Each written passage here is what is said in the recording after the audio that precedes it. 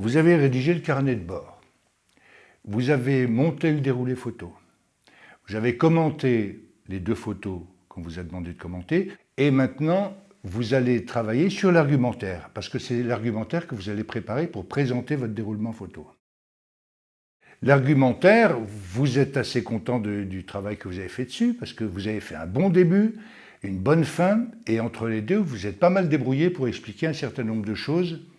Maintenant, comment procéder aux répétitions? Il faut vraiment répéter matériellement, physiquement, et avoir une idée de comment on va présenter la chose.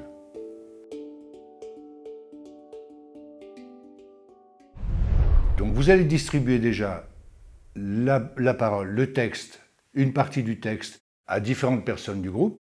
L'équipe décide qui prendra la parole. Ceux qui veulent bien parler, ceux qui ont plus de tchatch que les autres, mais aussi vous allez tenir compte du fait que tout le monde ne parlera pas.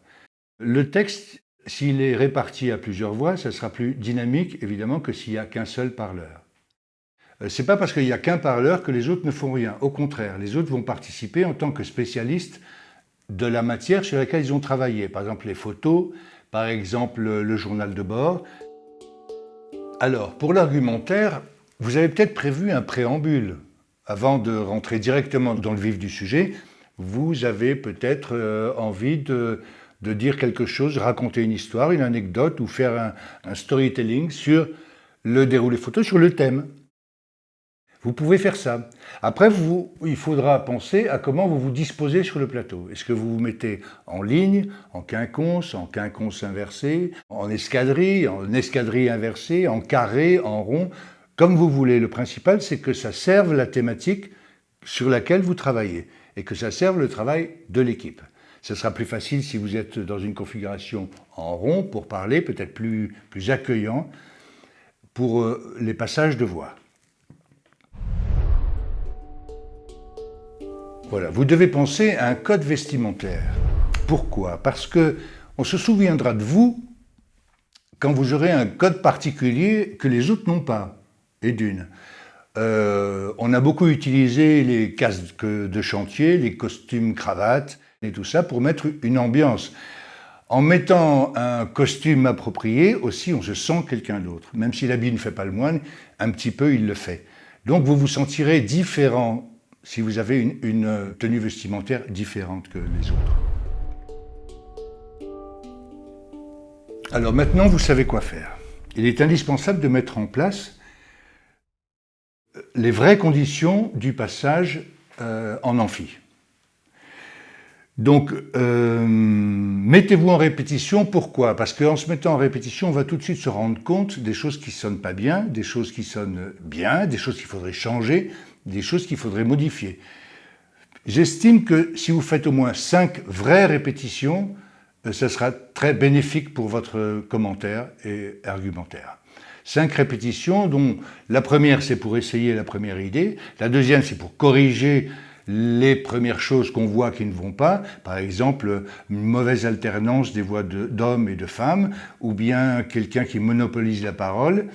La troisième fois c'est pour dire on refait après les corrections. La quatrième, c'est pour confirmer qu'il faudrait vraiment revenir à une chose qu'on a fait au début. Et la cinquième fois, c'est pour dire, bon, là, c'est bon, on est prêt. C'est comme ça qu'on va présenter le déroulé photo et l'argumentaire. Ne vous dites jamais, c'est pas grave, personne ne remarquera. Parce qu'on remarque tout. En plus, vous êtes sur un plateau, vous êtes 6, 7 ou même 8, mais dans la salle, ils sont 80. Donc, 80 regards vont tout voir, vont tout scruter. Et en plus, comme vous êtes dans une situation plutôt de fragilité parce que vous proposez quelque chose, le public, quand il est assis confortablement, il a toute l'attitude pour juger et dire c'est bien ou c'est pas bien. Donc, soyez très prudent là-dessus. N'oubliez pas une chose, le corps a une meilleure mémoire que vous. Ce que vous savez dans votre tête, le corps s'en souvient bien mieux. La mise en place du groupe sur scène.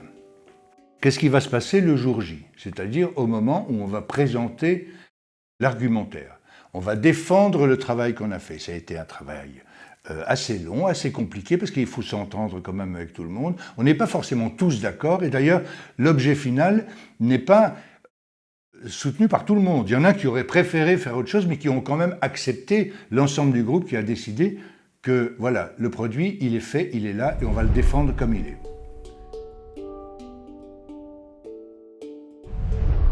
Le groupe précédent a fait son commentaire, son argumentaire. Il a répondu aux questions. Pendant qu'il répond aux questions, vous en profitez pour commencer à installer votre matériel. Vous installez sur la petite table l'ordinateur avec lequel vous allez faire le déroulé photo.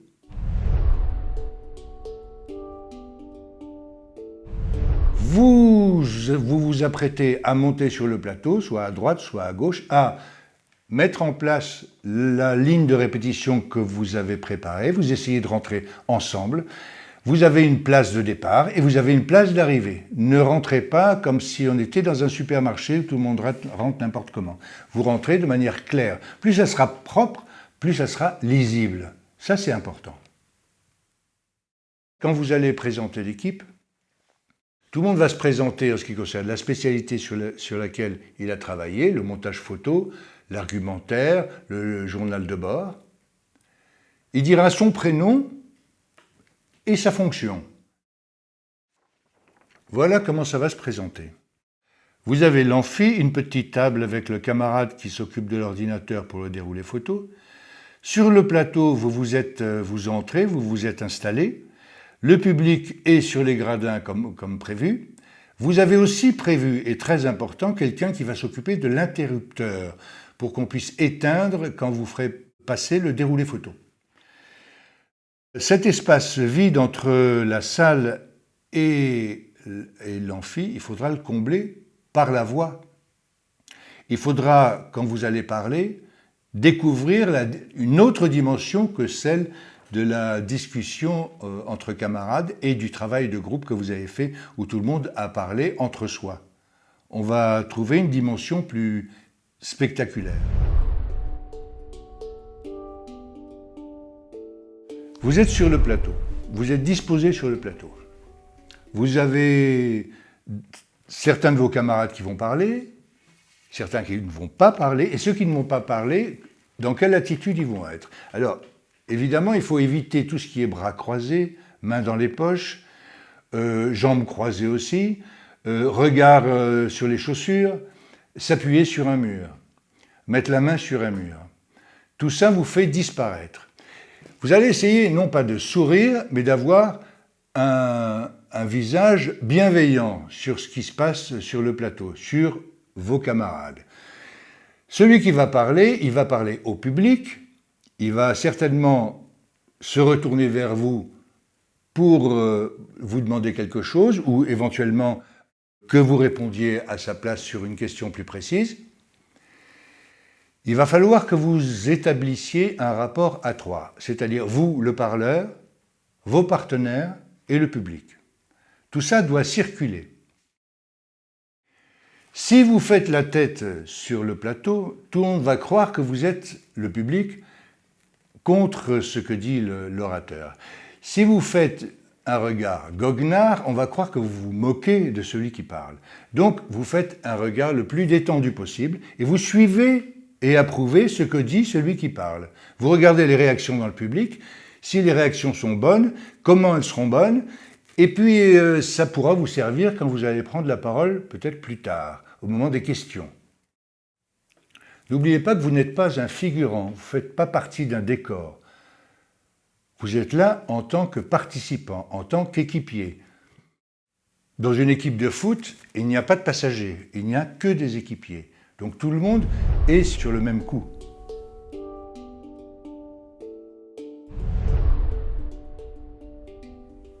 Alors, le regard. Qui dois-je regarder? Comment dois-je regarder? Voilà la configuration de la salle, ce que vous voyez de la salle. Évidemment, les petits bonshommes, ils sont assez neutres et tout ça, mais en général, on voit des bras qui sont appuyés sur les bureaux, on voit des ordinateurs, des fichiers qui sont en plus, hein, toute une vie et tout ça, une canette de soda, quelque chose comme ça, parce que, voilà, on est dans un amphi étudiant. Donc vous allez parler avec la sensation peut-être qu'on ne vous écoute pas. Or, ne vous fiez pas trop au fait qu'on ne vous écoute pas, parce que même ceux qui ont l'air de ne pas vous entendre, vous écoutent quand même. Donc, donnez-leur cette chance de vous avoir entendu. Vous allez regarder comment ce public, parce que vous ne pouvez pas le regarder dans son ensemble. Vous allez le regarder par petits bouts, c'est-à-dire un groupe de 5 personnes, un autre groupe de 5 personnes, un quatrième groupe de 5 personnes. Vous allez poser votre regard sur 4 personnes, 5, 6, pas plus que ça. Vous allez bien leur adresser la parole, c'est-à-dire adresser la parole en les regardant. Vous les regardez pourquoi? Parce qu'en les regardant, vous créez un lien. À chaque fois que je parle à quelqu'un, je le regarde. C'est rare que vous parliez sans regarder l'autre. Eh bien, en grand groupe, c'est exactement la même chose. Donc, je me déplace aussi pour quelque chose. Pareil, quand je me déplace, je regarde où je vais. Ne déambulez pas sur le plateau d'un côté à l'autre pour parler. Pourquoi? Parce que ça va troubler tout simplement la vue des autres. Et d'ailleurs, Jean-Luc Godard, une fois, on lui avait demandé pourquoi à Cannes, il faisait les 100 pas sur le plateau. Et il a répondu qu'il n'avait pas envie qu'on lui fasse un gros plan sur lui. Donc voilà, il y a des méthodes pour qu'on ne fasse pas de gros plan sur vous. Or, vous avez besoin qu'on fasse un gros plan sur vous, justement, dans cette configuration. Parce qu'on va vous entendre et puis on va écouter votre argumentaire.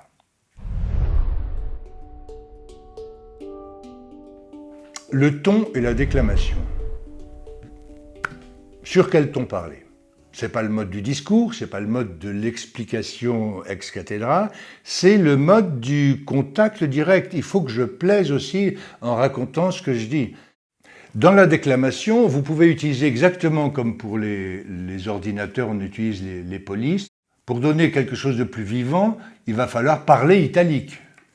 Si on veut se faire entendre sur un mot plus fort, on peut parler en majuscule. Si on veut mettre une nuance sur un mot, on peut parler avec des guillemets.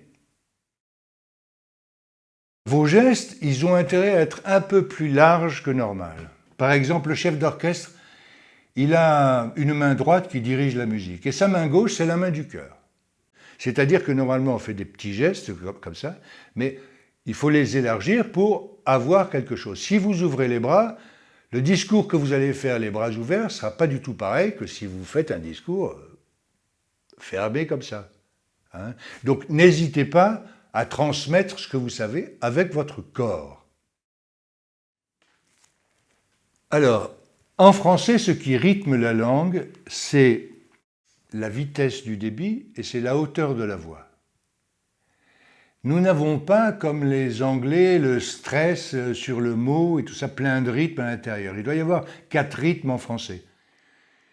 Il y a, par exemple, le mot le plus rythmé qu'il y a, c'est le mot attention, par exemple, où vous dites attention, attention, attention. Alors, il y a la menace, attention, attention, dit le garçon de café, attention, c'est chaud. Donc, juste en changeant l'accent sur ce mot-là. Mais on n'a pas tout ça dans le français. Ça, c'est exceptionnel. Nous avons juste l'accent tonique qui baisse au dernier moment. Donc le français est une langue qui coule. Vous allez relever toutes les finales, et vous allez continuer sur la même idée. Tant que vous n'avez pas fini l'idée que vous développez, vous continuez sur le même ton, comme si c'était jamais fini. La respiration. Il y a dans la parole, dans le discours, des silences essentiels. Le silence avant de commencer. Avant de commencer de parler, ne vous précipitez pas sur votre texte. Laissez un temps, regardez les gens, souriez, regardez ce qui se passe. Quand vous êtes prêt, vous démarrez. Vous allez parler, développer votre idée, continuer à parler. Quand vous aurez fini de parler, laissez un petit temps pour permettre aux gens de comprendre ce que vous avez dit. Laissez-leur le temps de digérer ce que vous avez fait et dit. Toujours sur la respiration, si vous vous apercevez, par exemple, que vous êtes trop long dans ce que vous dites. Alors il y a 2 méthodes. Où on se dit, pour aller plus vite, je vais parler plus vite. Non, ne faites surtout pas ça. Si vous sentez que vous êtes trop long, peut-être d'une part, vous pouvez abréger, d'une part, vous pouvez aérer votre discours. Alors, le micro. Il y a un micro à la STP qui est à disposition dans les amphis. Normalement, ça marche très bien. Sauf quand ça ne marche pas. Alors, si ça ne marche pas, eh bien, il faut reprendre les bonnes vieilles méthodes du parler fort. Donc, n'hésitez pas à utiliser votre micro, comme il n'y a pas d'ingénieur du son, et le rapprocher, l'éloigner de la bouche pour régler à peu près le volume. C'est pour pas qu'on ait soudain une parole hurlée et une autre parole où on n'entend rien. Donc, essayez d'être sensible avec le micro. Une fois que vous avez répondu aux questions, saluez et rentrez. Une autre équipe est en train de se mettre en place.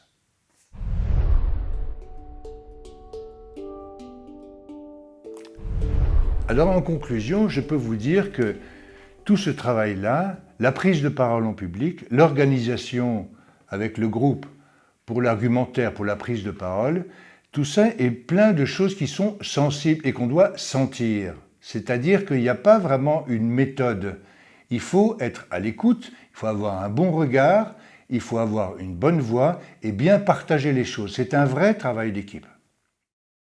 Si vous faites le travail honnêtement, si vous êtes bien ensemble, le travail d'équipe est toujours récompensé. Sentir une équipe sur un plateau, c'est toujours la moitié de la réussite. Ensuite, ce qu'il faudra viser surtout, c'est ça. Ça marche. Donc allez-y, osez, lancez-vous, prenez des risques, et puis avec beaucoup de joie.